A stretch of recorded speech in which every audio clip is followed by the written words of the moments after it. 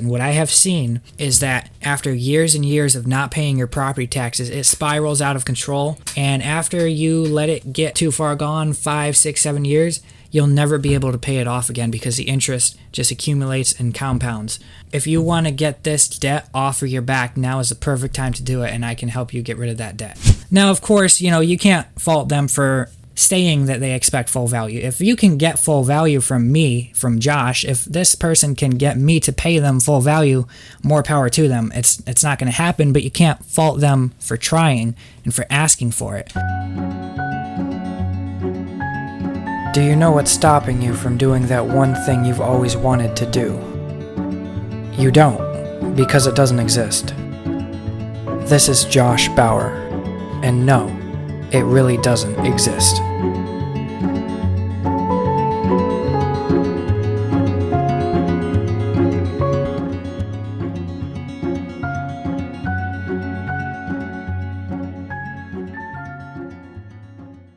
Recently, I have been working on outsourcing some of the processes that I'm going to need in order to make a land investing business successful and also somewhat sustainable without me needing to constantly attend to it, because I eventually am going to plan on having other things going on, and in fact, I currently have other things going on as well. So, I'm still in the beginning stages trying to put a lot of time into this and build it up properly and make sure that it's functioning correctly.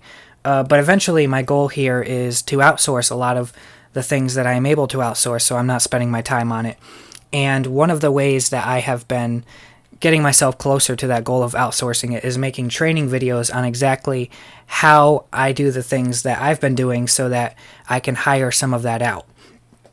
And these training videos, I put them on YouTube, but I don't share them publicly. It's unlisted, and it's only shared with people on my domain, so they are not public. But what I'm going to do in this podcast episode is, I probably have 6 or 7 hours of training on YouTube at this point, but out of that, I'm probably going to take out maybe 30 minutes at most, maybe even less, like 15, 20 minutes, just things that I find are going to be useful over audio, number one, because most of that training, it doesn't make sense unless you're watching the video, but I'm going to try to pull out some of the stuff that also makes sense over audio, where you don't have to be watching the screen in order to understand what I'm saying.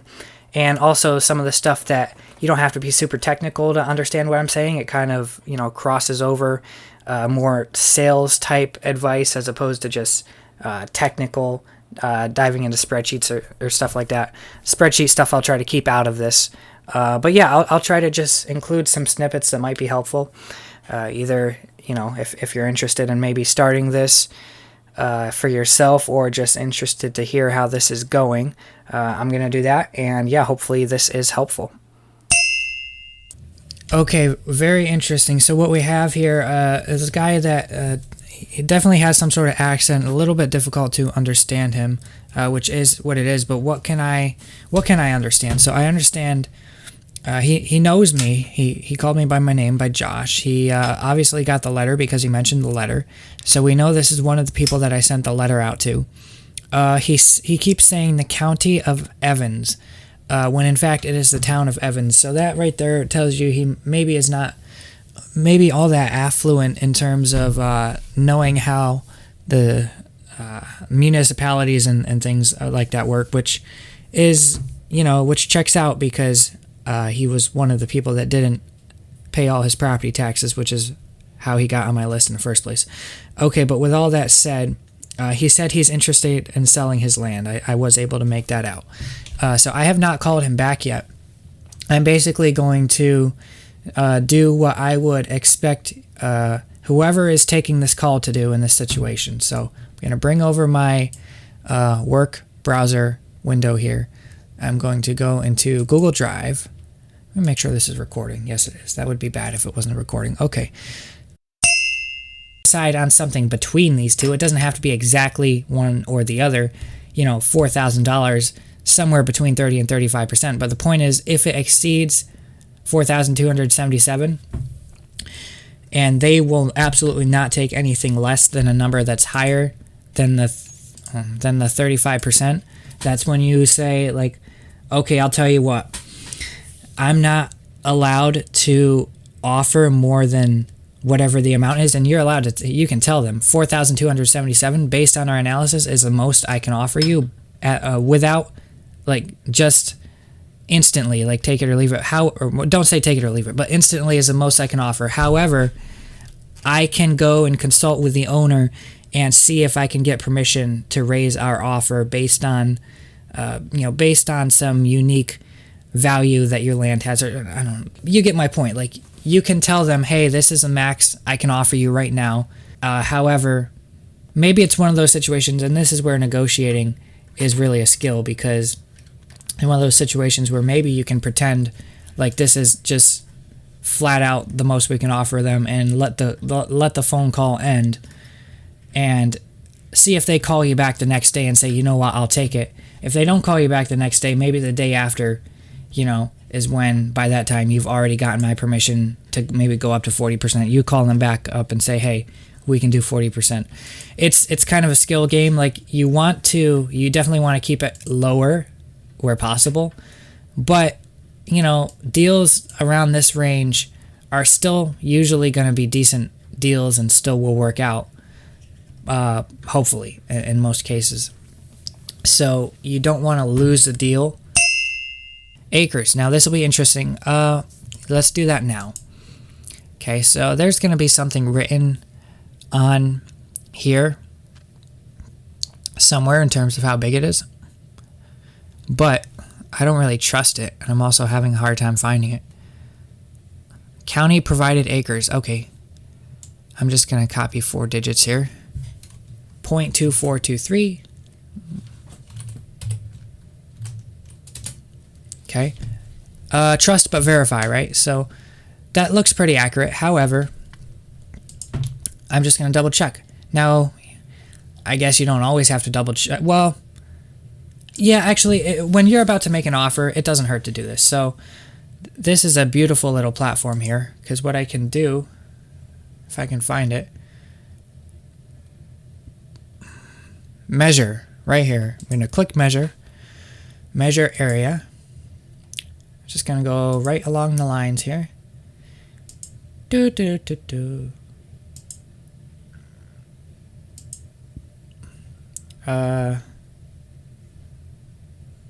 done. So how do I tell you that I'm done? Okay, there we go. Area 0.24. Okay, so that's what we already have. So we confirmed 0.24, and I'll trust that this is accurate. 0.2423. A little bit added onto there, but that's fine. It's not that substantial. If this was a difference between 0.24 that the county said and like 0.18 that I measured, then I would probably trust my assessment. But I have not run into a situation yet where they were that different. So, okay. You find the SBL number, which is right here. Copy it. Just paste it right in the search bar. You get one result right here. Just click it. And it takes you right there. Okay, now, first glance, looks like a decent property. But what I'm going to do immediately is just zoom out and see where the hell this even is. And you can see it's in Angola. So what we're going to do next is basically we're going to determine how much I think this thing is worth. I've already determined, based on the taxes, right? I've already tax vetted it, which means it's an acceptable.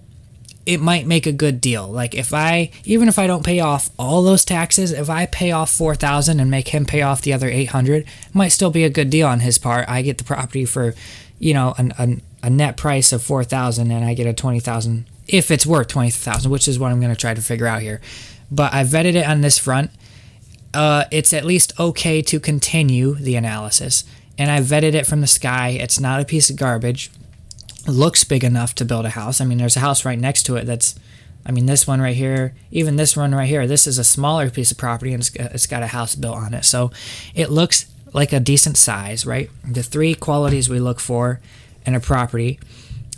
Road accessible, which it clearly is. It's got this one. I definitely dispute the existence of this road. I mean, it says there's a road there, but when you look at it, it looks pretty green to me. But I actually, well, let's just seal the question on this. Actually, if we're disputing whether or not there's a road there, let's go to Google Earth. But anyway, our three requirements for land, three primary ones: sizably usable, meaning it's big enough to build something on, big enough to actually use. It's not just a tiny little strip or something. And road accessible, which means it's got a road next to it. And what was the other one? Vacant. Yeah, vacant. I mean, those are our three. So that doesn't mean it has to have a road, but like if it falls under those three categories, it's a positive for all three, then good chance it's a decent piece of land in terms of what I want to buy. That doesn't mean there's not exceptions, Could be a swampland, could be the side of a mountain. There are, even if it's sizably usable in terms of size, doesn't mean there are not other qualities or characteristics about the land that might make it not usable, such as slope or, it being a wetland.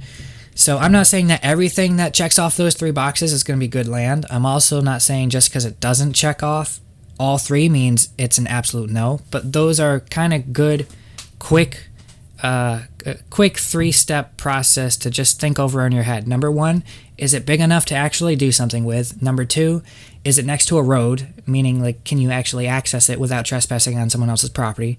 And number three, is it vacant? Because if it's not vacant, then it's not what I'm shooting for. And the reason for that is because it would cost more to buy it normally, because structures raise the value of it. Okay, so I'm going to go to Google Earth here. Now, here's the thing about this. You look at the address, 0 Ivanhoe Street, and the reason this is 0 is because it's vacant land. Typically, the county or town or whatever does not assign a house number to a property that does not have a house on it, which makes sense for obvious reasons. And so the only way you can tell it like apart, like the only way you can reference it really is by the SBL number, which is down here, and we pasted it to find this in the first place, right? SBL number is right here. So we can't just type the SBL number into Google Earth. Okay, cool. Please get out of my face. Dude, what is all this? Just take me to Earth. Okay, there we go. Yeah, you can't just paste the SBL number into Google Earth because, well, I mean, you can try. It's not going to work, but let's see what happens. Paste. Watch, this actually works. That would be funny. Yeah, no search results. So what we're going to have to do is just look for it. And this is probably going to improve your geography skills a little bit. Or actually, he called me, left a message. I called him back. I basically said, so tell me the story about the land, right? He told me, he got done telling me the whole story himself. I barely interrupted at all. And I might have asked him a question or two. By the end, I asked him, what are you looking to get for it? If I were able to clear your property taxes or get close to it, what are you looking to have left over? And he basically told me he would be willing to basically give me his land for free. He said, if I could give him $100, it would be worth it to him just to get rid of the property and get rid of all the liability in terms of property taxes. So he basically talked himself, throughout the duration of the phone call. During the time he told me the story about his land, he basically talked himself into giving me a super low number. Whereas if I had just asked him that question right from the start of the phone call, he might have said, oh, I'd like to get $5,000 for property, because technically it's worth something, but it's because of all the property taxes. It doesn't really make sense. So we're looking at this piece of land right here. So what we're wondering is there a street? Actually, I'm not sure if there's... Well, let's find out. I'm going to click this. Street view, right? And we got something. Okay. See, over here, it's questionable. It looks like it might all be grass, and it looks like it might even... somebody's house might be there. But over here, I'm just going to click right here and see what we got. Okay. Very good. As you can see, this is public property because it says so right here. And it goes right out to the road. Now, not the best road I've ever seen in my life, but it's technically a road. So this right here is our property. Yeah, not bad. I mean, it's not cleared. Obviously, it's got trees. Definitely could use to be cleaned up a little bit. But, I'm happy with this. No, trailers or sheds or anything on it. Definitely vacant. the fact that there are trees on it does decrease the value of the property, but we have a way to account for that. And it is on a road, so I have no problems here. It is road accessible. Okay, so road accessible, vacant, sizably usable. Now, of course, you can't fault them for expecting full value, or at least maybe not expecting, but saying that they expect full value. If you can get full value from me, from Josh, if this person can get me to pay them full value, more power to them. It's not going to happen, but you can't fault them for trying and for asking for it. So again, just because he asked for it doesn't mean I'm not going to contact him again. But basically what I would do from here is, in terms of negotiating power, this is what I would do. Now, you're kind of a salesman on my behalf. You want to call him back the next day. In terms of the people that are taking these calls, I am providing a large financial incentive for the deals that actually get closed. That's when you, as the person taking the calls, get paid a lot more than just your hourly pay for answering the call. So whatever method you think is most likely to get them to take the deal, I'm okay with you pursuing. Experimenting a little bit, that's fine. What I would personally do is, because what that does is it gets them thinking like, oh, is he like, what if the offer I'm going to get is? So that's what I would do personally, just to kind of set the expectations, or I guess you call it anchoring. And when I call him back, my message would probably be something like, oh, now I'm putting myself on the spot here to make a message. I'm not going to like say word for word, but basically I would kind of tell him like, so I did some research, because I already kind of asked him some questions, not all the questions, but I tell him, so you still have some, trees on your property. It's going to cost a little bit to take them down to replace. It does say $20,000, as the assessed value, which is what you're paying taxes on. And, is it worth that much? Maybe it's worth that much. I don't know. But what I do know is how much I think I could resell it for. And that number was closer to 7,000. Based on the analysis that I did. And if I were to make a profit, and maybe you don't tell them all this, or maybe you do. It depends on the level of report. Basically, tell them, we can't get quite to that 20,000 that it's assessed for, because I'm not sure I can resell it for that, and I'm trying to make some money on this.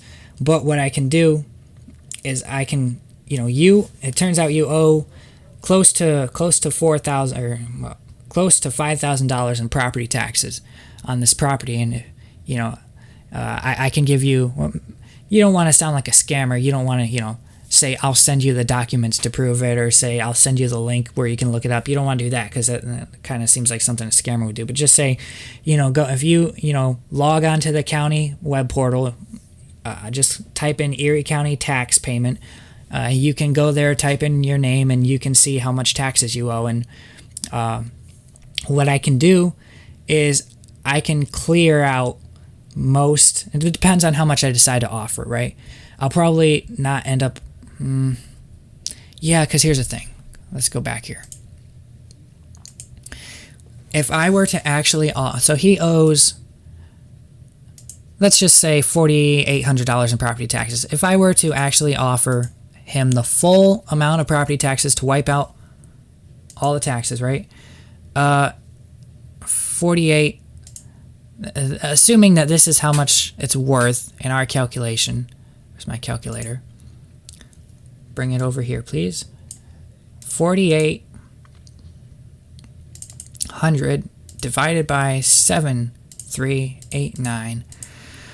I'm offering him 65% of my calculated property value, 65%, which is way above 45. So would I do that as my first deal?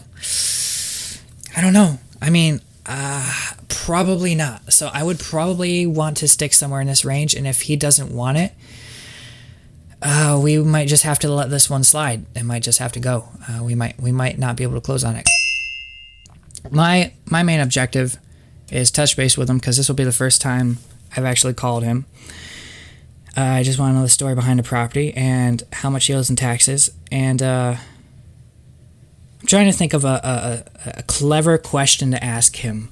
And I've been listening to this guy, Jeremy Miner, who is a sales really good at sales, and he's really good at asking clever questions to get somebody thinking about what you want them to think about. So an example of the type of question I'm thinking I could ask him would be something like, how would your life improve if you no longer had the liability of having to worry about paying taxes on this property? Something like that.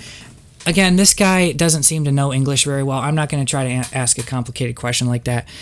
I might not even ask a question like that to anybody, just because I feel like it takes building a little bit more rapport with somebody before you ask a question that's more personal like that, like how would your life improve, or how would you feel, or something like that. But that kind of gets that gives you an idea of where my head is at in terms of the type of questions I'm thinking about. I'm thinking that I could ask. The thing about questions when you make phone calls like this is we already have all the information we know just about in order to decide whether or not we want to buy the property. All the questions that we're asking, are really, we're asking in order to try to get them to want to sell it to us at a cheap price, not to get more information about the property. Sometimes you can get valuable information about the property that can inform our decision of whether or not to buy it and or how much to buy it for.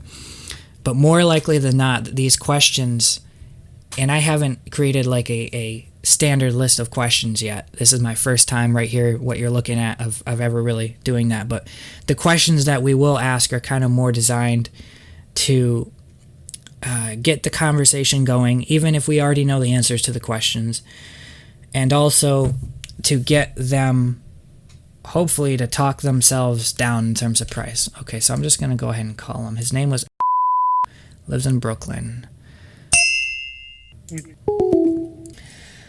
All right, so what we have there is an example of the person wanting the full market value for it, full assessed value. So a couple interesting takeaways from that call. So number one, he believes he owes much less in property taxes than he actually does. So if we open this up here, it says here he owes $4,769. Now, I originally thought he said $4,600, but then when I repeated that back to him, he said no, $400 to $600, which is what he told me, which is definitely not correct, and we will confirm that right now, because sometimes maybe I was wrong, or maybe you're the one taking the call and I was the one who put this number in here. Don't trust my number. If he's saying it's something else, you should trust but verify, right? So let's look at this again. And I'm pretty certain that this number is correct because I just put this in relatively recently. But let's go in and let's check it again. So let's see here. But anyway, that was the first problem. Second problem is he wants the full market value for it, which is $20,000. Now, might we be able to talk him down? Probably. I'm not going to completely abandon him and never call him back. I am going to call him back and try to talk him down a little bit. And also, the letter literally mentions in the letter, I do not offer full market value for the property.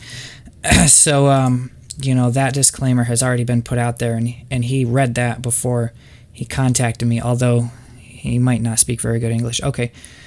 SBL number 829. So much property taxes. All it's going to do is wipe out some of your property taxes. You're still going to have to pay the rest. But I have, you know what? This is what I would do. This is what I would personally tell him. I know for a fact I would tell him this if I call him, and I probably will be the one to do this. I'll say, I have seen lots of property owners with taxes that go back all the way to 2008, go back years and years and years. And what I have seen is that after years and years of not paying your property taxes, it spirals out of control. And after you let it get, too far gone, 5, 6, 7 years, you'll never be able to pay it off again because the interest just accumulates and compounds. If you want to get this debt off of your back, now is the perfect time to do it, and I can help you get rid of that debt. That's really the value that we're offering him here, and that's why I'm targeting the tax delinquent properties, right? Is because the value that we are offering the landowner is to get a liability off of their back. And with somebody like this who only owes 3 years, yeah, it sucks that they're not going to get any money for their property because the amount we're paying them is less than what they owe in property taxes. But at least they're not going to have this debt chained around their neck for the rest of their life, and catching them at only 2 years in debt is a perfect way to get that liability off of them while it's still possible, right? You look at somebody like this. He's also somebody who called me. By the way, it says negotiating, but there's no negotiating offer here. You see, offer table insultingly low, not because the offer itself is bad, but because the offer is bad compared to this. Because even if I offered him $1,000 for the property, which is, 20, 30, I don't know, 1,500, which is maybe 25%.